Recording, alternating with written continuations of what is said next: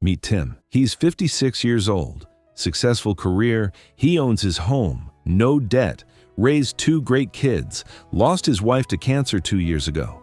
By every measure, Tim did everything right. He's got money in the bank, he's emotionally stable, his life is together, and Tim has zero interest in dating again. Here's what's crazy.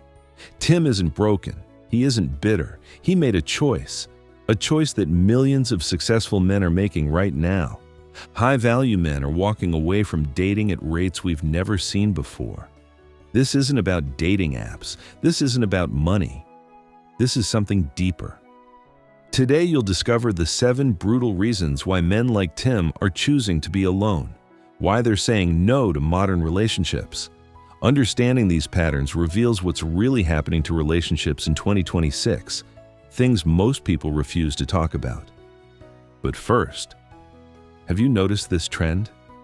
Are the best men in your life checking out of dating? Drop a comment below.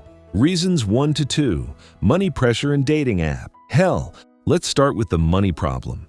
Tim makes good money, always has, but he's watching what's happening to younger men, and it's changing how even successful guys think about relationships. The numbers are crazy. Men's wages haven't grown, but dating expectations have exploded. Women now expect men to out-earn them by a lot, own property, maintain lifestyles that need 2 six-figure incomes. Tim sees younger men drowning. They're working 80-hour weeks just to afford the lifestyle that dating demands today. But here's the real problem. Even successful men like Tim feel financial stress in relationships now. The provider role has become a performance trap. It never ends. Think about it like this. Imagine you're an athlete, but the finish line keeps moving further away. That's what being a provider feels like today. Tim's generation could buy a house and support a family on one income. Today's men face impossible math. They're being judged on money standards that most can't hit. Even when men have resources, they're constantly tested compared to other men's bank accounts. The provider role has become a never-ending audition. Now let's talk about dating app hell. And trust me, it gets worse. Tim tried the apps once after his wife passed. He deleted them in a week. Here's the brutal truth. The average man gets 1 to 2 matches per month, 1 to 2. Despite being successful and stable, Tim found himself competing in a system designed to crush men through constant rejection. Your brain gets addicted to the possibility of a match, but you experience trauma from constant rejection. The apps literally rewire your brain around desperation. Tim made a key observation during his brief app experience. Women his age were competing with 25-year-olds on the same platform. The system forces impossible comparisons. 50-year-old women trying to compete with Instagram-filtered young women. 50-year-old men judged against guys with decades more earning potential. But the deeper damage is psychological. Digital interactions have destroyed emotional intelligence in an entire generation. Men are learning to treat relationships like disposable products. Swipe left, swipe right, always looking for the upgrade. Why invest in building something real when the next swipe might offer something better? When you have infinite options, you can't commit to any option. Men are developing commitment fear, not because they fear relationships, but because the digital marketplace makes every relationship feel temporary. Tim's generation learned to invest in relationships, work through problems, build something lasting. The app generation learns to optimize, upgrade, and throw away. What really hit Tim was how transactional everything felt. Every interaction was like a job interview. Every conversation was an audition for approval. The authentic connection he had with his wife for 30 years? Impossible to recreate in this environment. So men like Tim are opting out completely. They're choosing peace over psychological warfare. They've done the math. It doesn't add up. But wait, it gets darker. Let me show you reasons 3 and 4. Reasons 3 to 4, the loneliness trap and emotional labor overload. Reason 3, the loneliness epidemic. And Tim's story here is telling. Tim actually has 3 close friends, guys he's known for decades. Statistically, that puts him way above average. Ready for a shocking number? 15% of men now report having no close friends at all. In 1990, that number was 3%. We're watching male social isolation reach crisis levels. But here's Tim's insight. He sees the psychological trap that loneliness creates. Men who are desperately lonely enter relationships from need, not strength. They're seeking rescue, not partnership. Tim watched this happen to his neighbor after his divorce. The guy was so starved for connection that he jumped into the first relationship that offered validation. Chronic loneliness makes you build emotional walls as protection. Then, you wonder why you can't connect authentically. The masculine conditioning that prevents help-seeking makes this worse. Men are taught to suffer in silence, figure it out alone, never admit vulnerability. It's like trying to learn to swim with your hands tied. Tim made a crucial decision after his wife died. Instead of rushing into dating to fill the void, he chose to process his grief properly.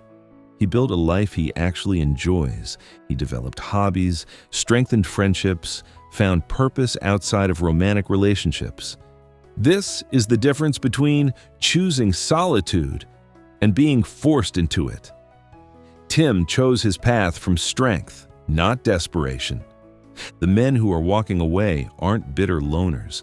They're the ones who've done the emotional work, who have full lives, who recognize that entering a relationship from loneliness is a recipe for disaster. Now let's talk about emotional labor overload. This is where Tim's perspective gets razor sharp. Tim refuses to audition for approval anymore. Modern relationships create an impossible contradiction for men. You're supposed to be emotionally available but traditionally masculine, sensitive but strong, vulnerable but protective. The psychological demands are impossible to navigate consistently. Tim experienced this firsthand in the few dates he went on. Every conversation felt like an emotional performance review. He was being tested constantly. Am I emotionally intelligent enough? Am I communicating properly? Am I meeting her unspoken emotional needs? Here's a disturbing fact. Male suicide rates have skyrocketed. At the same time, we're demanding more emotional labor from men in relationships. We're creating a psychological pressure cooker. Tim observed something most people miss. Women often have huge support networks for processing emotions. Friends, family, therapy, support groups. Men are expected to be their partner's primary emotional support, while having nowhere to process their own emotional needs. The emotional expectations in modern relationships are unclear and constantly shifting. Men are walking into relationships without a roadmap for success. Every interaction becomes performance anxiety about whether you're being emotionally adequate. Tim watched this dynamic destroy his friend's second marriage. The guy was constantly told he wasn't emotionally available enough, wasn't communicating properly, wasn't meeting her emotional needs. Meanwhile, he was working 60 hours a week, dealing with his own depression, and had no support system of his own. The breaking point comes when successful men realize they're being asked to be emotional therapists without training or support. They're expected to intuitively understand complex emotional needs, while their own emotional needs are dismissed as weakness. Tim's generation learned that relationships required work, but the work was shared. Today's men are being asked to do emotional heavy lifting that previous generations never faced. Tim chose peace over performance. He chose authentic solitude over fake emotional labor. Millions of successful men are making that same choice, but the next 2 reasons might be the most shocking yet. Let's dive into the legal nightmare and social media toxicity. Reasons 5 to 6, legal system fears and social media poison. Reason 5 hits close to home for Tim. He watched his brother get destroyed in divorce court 3 years ago. That experience opened his eyes to a legal reality that changed how he thinks about relationships. The statistics are brutal. Men lose primary custody in 84% of divorce cases. Let that sink in. nearly 9 out of 10 men lose their children in family court. Tim's brother went from seeing his kids every day to every other weekend, despite being a devoted father with no history of abuse or neglect. But the financial destruction is even worse. The average divorce costs men 77% of their net worth, compared to 31% for women. Tim watched his brother lose his house, his retirement savings, and pay alimony for a marriage that lasted 8 years. Tim did the math. At 56, if he remarried and things went bad, he'd lose everything he spent decades building. His house, his savings, his financial security. All of it could disappear in family court. Think of it like this. Would you sign a business contract where the other party gets rewarded for breaking it? That's what marriage looks like to successful men today. The legal system treats marriage like a high-risk financial bet, where men are almost guaranteed to lose. This creates a psychological shift that goes deeper than just financial fear. Tim's generation grew up believing marriage was a partnership, that divorce was handled fairly. Today's men see marriage as legal and financial Russian roulette. His brother's custody arrangement is particularly painful to witness. A man who coached Little League, attended every school play, was completely involved in his children's lives.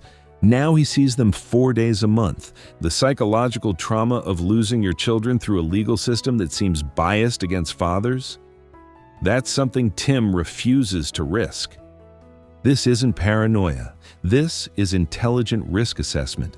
High-value men like Tim are looking at the legal landscape and making rational decisions.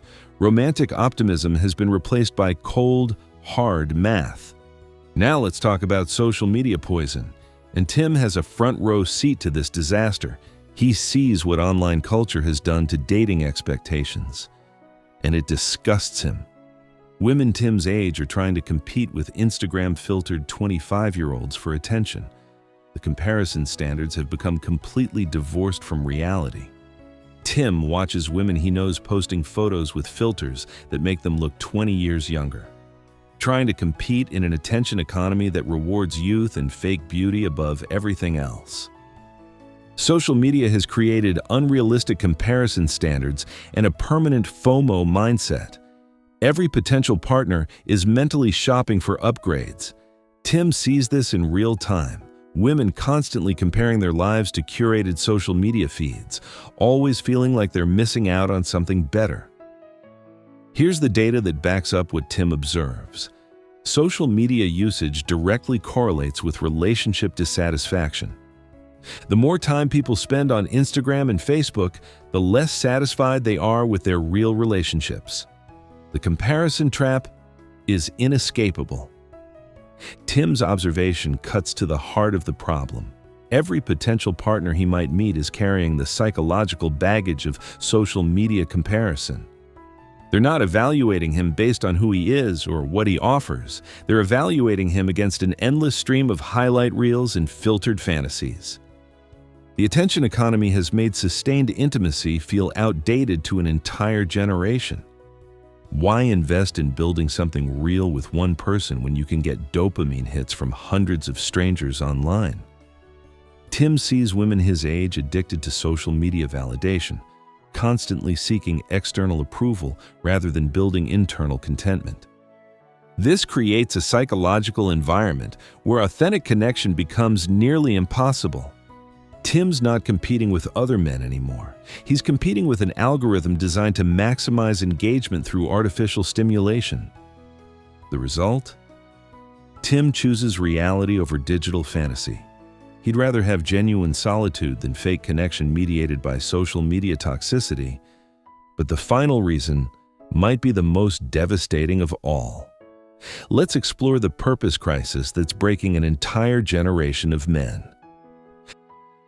Reason 7. The purpose crisis and path forward. The 7th reason cuts deepest. The purpose crisis? Tim has found something most men are desperately searching for: clarity about his role. His role is himself. The statistics tell a devastating story. Male life satisfaction has declined 30% since 1990. Despite unprecedented material progress, men have more stuff, more opportunities, more freedom than any generation in history. Yet they're more miserable than ever. Tim sees why. Traditional masculine identity is under constant attack, but society offers no clear replacement. Men are told that traditional masculinity is toxic, that provider roles are outdated, that strength and toughness are problematic. But what's the alternative? Nobody has a clear answer. Tim's realization hit him during his brief dating experience. Society wants his resources, his money, his stability, his protection, his emotional labor. But it despises the masculinity that created those resources. He's supposed to be successful, but not proud of it. Strong, but not dominant. Protective, but not possessive. The contradictions are psychologically exhausting. This isn't nostalgia for some imaginary golden age. This is recognizing that men need clear purpose and social roles to function psychologically. When those roles are constantly shifting and contradictory, men experience what psychologists call identity fragmentation. Tim watched his son struggle with this exact problem. The kid is 28, college-educated, good job, but completely lost about what it means to be a man in modern society. Every masculine trait he displays gets criticized. Every traditional role he considers gets dismissed as outdated. He's paralyzed by contradictory social expectations.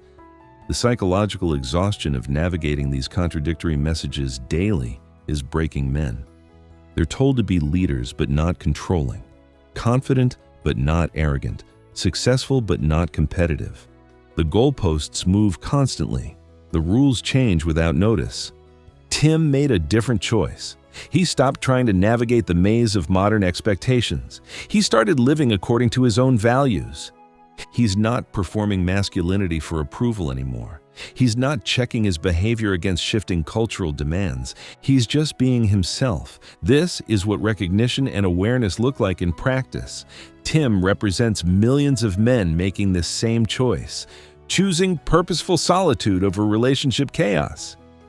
If you've sensed these patterns but felt alone in recognizing them, you're not crazy. You're observing real cultural shifts that are reshaping human relationships in fundamental ways. This isn't personal failure on anyone's part. This is intelligent adaptation to change systems. High-value men like Tim are opting out of modern dating, not because they hate women or fear commitment. They're opting out because they've done the psychological and financial math, and it doesn't add up anymore. The uncomfortable truth that nobody wants to acknowledge: the highest quality men are choosing themselves over the chaos. They're building lives they actually enjoy, rather than performing roles that drain their souls. Understanding these patterns doesn't mean giving up on relationships. It means approaching them with emotional intelligence and realistic expectations about the cultural forces at play. Conclusion. Tim's story is millions of men's story. Successful, stable, and completely done with modern dating culture. This isn't personal failure. This is intelligent adaptation to toxic relationship dynamics that punish the very qualities that make men valuable partners. The uncomfortable truth: the highest quality men are choosing themselves over the chaos, and that trend is accelerating rapidly. Use this awareness to navigate modern relationships with emotional intelligence and realistic expectations about what's actually happening beneath the surface. If this resonated with you, hit that subscribe button, share your thoughts in the comments, and remember, you're not alone in seeing these patterns. The conversation is just beginning.